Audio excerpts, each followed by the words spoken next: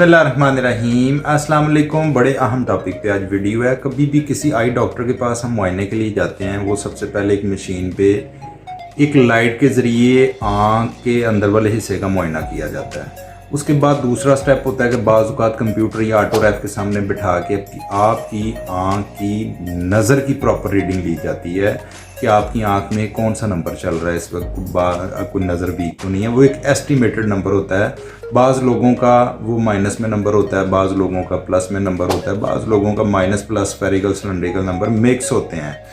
तो वो जो रीडिंग होती है वो जस्ट एक एस्टिमेटेड रीडिंग होती है।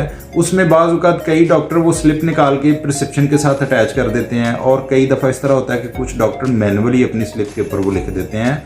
तो लोग बाज़ औक़ात ये देख के परेशान हो जाते हैं, जी मेरी आंख का इतना बड़ा नंबर। वो एक एस्टिमेटेड नंबर होता है। असल आपकी जब बाद में रिफ्रैक्शन की जाती है, उस रिफ्रैक्शन के अंदर